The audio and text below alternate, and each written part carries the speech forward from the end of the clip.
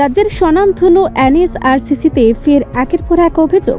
টাকার বিনিময়ে চলছে সবকিছু। ক্ষোভে ফুঁসছে অভিভাবক মহল। ত্রিপুরার স্বনামধন্য শিক্ষা প্রতিষ্ঠান এনএসআরসিসিতে আবারও উঠল একের পর এক গুরুতর অভিযোগ। অভিযোগের আঙুল সরাসরি পড়ছে প্রতিষ্ঠানের চেয়ারম্যান ও আধিকারিকের দিকে।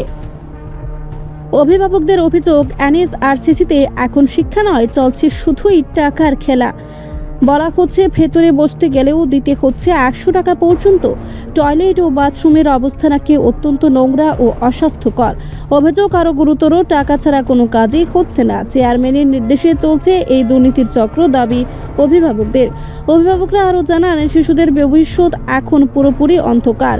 সরকারি নামে বেসরকারি রূপ নিয়েছে প্রতিষ্ঠানটি। কেউ প্রশ্ন তুললেই তাদের সন্তানদের প্রতিষ্ঠান থেকে বের করে দেওয়ার হুমকি দেওয়া হচ্ছে। এমনকি অভিভাবকদের ভেতরে প্রবেশ করতেও বাধা দিচ্ছে কর্তৃপক্ষ। পুরো ঘটনাকে ঘিরে তীব্র প্রতিক্রিয়া দেখা দিয়েছে স্থানীয় মহলে। এনএসআরসিসি কর্তৃপক্ষের তরফে এখনো পর্যন্ত কোনো সরকারি প্রতিক্রিয়া মেলেনি। অভিভাবকদের দাবি, অবিলম্বে ঘটনার পূর্ণাঙ্গ তদন্ত হোক এবং দোষীদের বিরুদ্ধে কঠোর ব্যবস্থা নেওয়া হোক। তারা ক্লিনিংয়ের ব্যাপারে কোনো কিছু নাই, জাস্ট টাকা নিচ্ছে, কোনো কাজ করে না। আপনার কি মনে হয় এটাকে ব্যবসায়িক প্রতিষ্ঠান বানানোর চেষ্টা? হ্যাঁ, এটাকে আমার মনে হচ্ছে ব্যবসায়িক প্রতিষ্ঠান বানানোর চেষ্টা করা হচ্ছে। এখান থেকে টাকা নিয়ে নিজের পকেট ভরার চেষ্টা করা হচ্ছে, আর কিচ্ছু না। হ্যাঁ, এখানে তো কোনো, আর স্পোর্টসে তো অনেক ফান্ড আসে। এখন তো ডাবল ইঞ্জিনের সরকার, হ্যাঁ, ডাবল ফান্ড আসছে। তো এখানে এখন উনি বলে গেছেন যে এখানে ফান্ডের অভাব কেন হচ্ছে, জবাব দেন। হ্যাঁ, কেন ফান্ডের অভাব হচ্ছে? ফান্ডের অভাব নাই, আপনি ডাবল ইঞ্জিনের সরকার, আপনি মিনিস্টারকে জানান, ফান্ডের অভাব হলে ওরা হেল্প করবে। আর মেন বিষয় হলো, এখানে যারা এখন বর্তমানে পরিচালনা করছে তারা স্পোর্টসের সাথে আগের কোনো লিঙ্কই নেই। হ্যাঁ, তারা স্পোর্টসের কোনো ব্যাকগ্রাউন্ড নেই।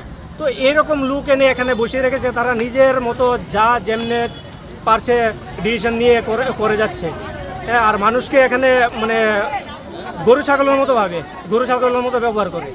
হ্যাঁ, এখানে অফিসের সামনে একটা পাইপ আছে, পাইপের মধ্যে মানে আসে সবাই, আমরা মানে পুরুষরা আসি 10-15 মিনিট এখানে দাঁড়িয়ে ছেলেদেরকে নিয়ে যায়। তো এখানে বসে, এবার ওদিক থেকে কমপ্লেন, ওদের নাকি আমরা বসলে অফিসের সৌন্দর্য নষ্ট হয়। তো বলুন, তাদের মানে চিন্তা ভাবনাটা কীরকম? হ্যাঁ, মানুষের প্রতি। তারা নাকি স্পোর্টস কাউন্সিল চালাবে। তো এইরকম লোককে আমরা ধিক্কার করি। তাদেরকে আমরা বলি, আপনারা ছেড়ে চলে যান। আমরা আগে অনেক খুশি ছিলাম, এখানে খুব সুন্দরভাবে চলতো। আপনারা ছেড়ে দেন, যেহেতু আপনাদের দ্বারা হচ্ছে না। আপনারা মানে ত্রিপুরার ভবিষ্যৎটা এই ছোটো ছোটো ছেলেমেয়েরা, হ্যাঁ, তাদেরকে নষ্ট করবেন না। ত্রিপুরার ভবিষ্যৎটা নষ্ট করবেন না। তাদেরকে সুযোগ দেন, আপনারা এখান থেকে বেরিয়ে যান। হ্যাঁ, আর যারা স্পোর্টসের সাথে জড়িত আছে, স্পোর্টসের মাস্টার যারা রিটায়ার্ড হয়ে গেছে, তাদেরকে দায়িত্ব দেন, তারা চালাক। তারা একটা স্টুডেন্টের ব্যথা বুঝবে, কি করে স্টুডেন্টের কোন সময় কি দরকার, ওই জিনিসটা তারা বুঝবে।